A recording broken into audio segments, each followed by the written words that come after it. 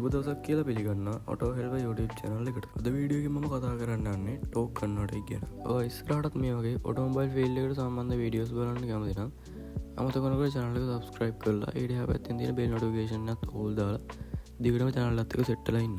මොකක්ද මේ talk converter එකක් කියන්නේ? සරලම කිව්වොත් ටෝක් කන්වර්ටර් එකක් කියන්නේ යම්කිසි තරලයක් උපයෝගී කරගෙන බලය සම්ප්‍රේෂණය කරන්න යොදාගෙන තියෙන උපකරණයක්. මේකෙදි වෙන්නේ එන්ජිමෙන් ලබා දෙන කැරකුම් බලය මේ තරලය හරහා ට්‍රාන්ස්මිෂන් සිස්ටම් එකට ලබා දෙන එක.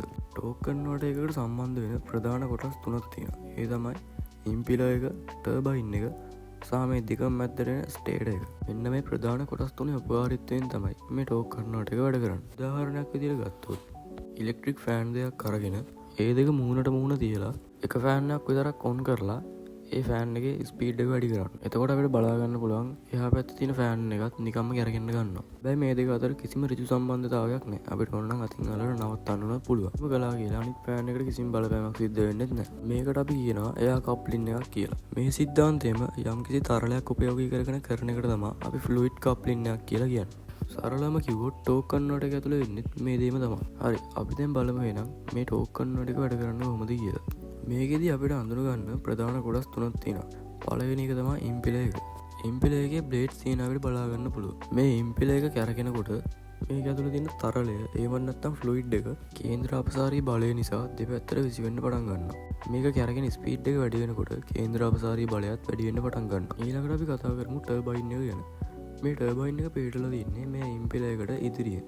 ටර්බයින් එක වෙන්නේ ඉම්පිලර් එකෙන් දෙපැත්තට විසිරුණු තරලය මැද්දට එකතු කරලා ගන්න එක. එතකොට මේ ඉම්පිලර් එක එන්ජින් එක පගින් තමයි කරකෙන්නේ. ඉම්පිලර් එකෙන් ඇති වෙන කේන්ද්‍ර අපසාරී බලය ටර්බයින් එකට ලැබිලා ටර්බයින් එක කැරකෙන්න පටන් ගන්නවා. ටර්බයින් එක මගින් තමයි ට්‍රාන්ස්මිෂන් එක පැත්තට බලය සම්ප්‍රේෂණය කරන්නේ.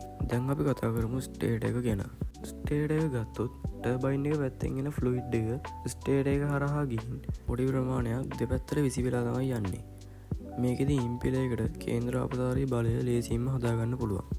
හරි ටෝක් කන්වර්ටර් ගැන සරල අවබෝධයක් ගන්න මම මේ කියලා දීපු දේවල් ප්‍රමාණවත් කියලා මම හිතනවා. ඔයාලට තවත් දේවල් දැනගන්න තියෙනවා නම් ඔයාලා කමෙන්ට් එකක් දාන්න යන්නත් අමතක කරන්න එපා. ඔයා ඉස්සරහටත් මේ වගේ වීඩියෝස් බලන්න කැමති නම් අනිවාර්යෙන් channel එක subscribe කරලා ඊට එහා පැත්තෙන් තියෙන bell notification එකත් all දාලා තියාගන්න.